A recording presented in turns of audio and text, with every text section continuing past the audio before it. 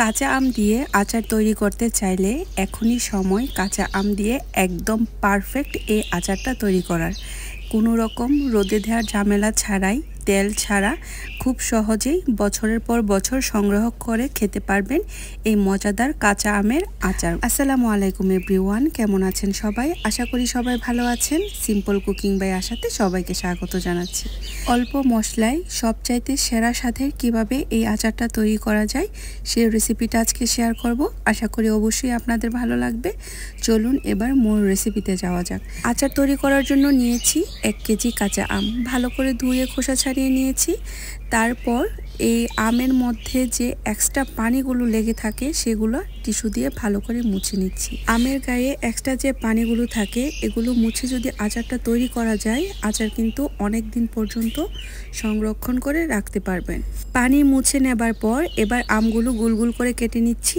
কেটে নেবার পর এবার মাঝখানে যে আটিটা থাকে সেটা ফেলে দিচ্ছি। আমগুলো কিন্তু একদম মোটাও না চিকনও না, ঠিক এরকমভাবে কেটে নিতে হবে।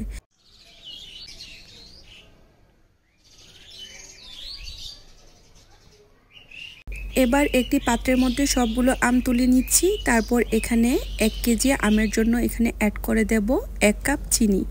তারপর এখানে অ্যাড করে দেব 1 চা চামচ লবণ। আম যদি বেশি টক হয় এতে কিন্তু লবণটা আপনারা অ্যাডজাস্ট করে নেবেন।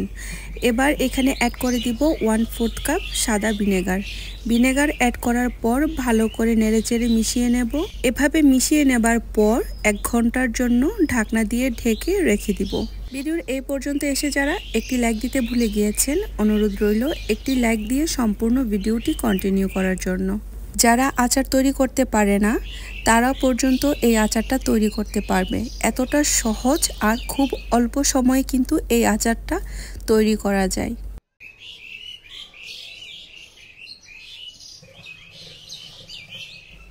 আচারটা রেস্টে রেখে দিলাম। এরই ফাঁকে একটি মশলা তৈরি করে নিচ্ছি।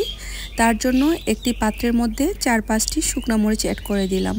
শুকনো মরিচগুলো 2 মিনিট পর্যন্ত টেলে নিয়েছি। তারপর এখানে অ্যাড করে দেব 1 চা চামচ আস্ত মেথি, অ্যাড করে দেব 1 চা চামচ 5 ফোড়ন, তারপর অ্যাড করে দিচ্ছি 1 চা চামচ আস্ত জিরা। চুলার আঁচ মিডিয়াম টু লোতে রেখে হালকা করে টেলে নিব।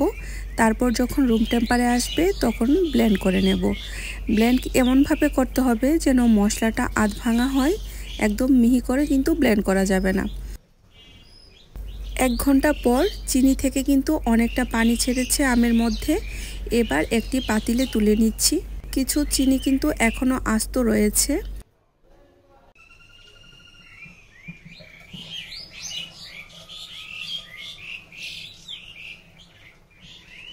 এবার চুলার আঁচ মিডিয়ামে রেখে যতক্ষণ পর্যন্ত চিনিটা গলে না যায় ততক্ষণ পর্যন্ত অপেক্ষা করব।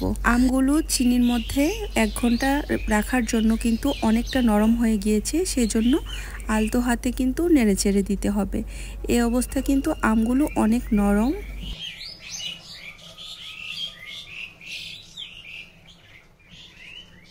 দশ মিনিট পর্যন্ত অপেক্ষা করব। তারপর যখন এই পর্যায়ে আসবে তখন এখানে অ্যাড করে দেব 1/2 চা চামচ হলুদ গুঁড়া, 1/2 চা চামচ লাল মরিচের গুঁড়া। এই মশলাগুলো অ্যাড করার ফলে কিন্তু আচারের কালার খুব সুন্দর আসবে। আম থেকে আর চিনি থেকে যে পানিগুলো বের হয়েছে সেগুলো শুকিয়ে আসার আগ পর্যন্ত অপেক্ষা করব। পানিটা যখন শুকিয়ে আসবে তখন কিন্তু আস্তে আস্তে আমগুলো শক্ত হতে থাকবে। আম থেকে এক্সট্রা যে পানি আর চিনির যে পানি ওইটা কিন্তু একদম শুকিয়ে এসেছে। আমগুলো কিন্তু মোটামুটি শক্ত হয়ে গিয়েছে।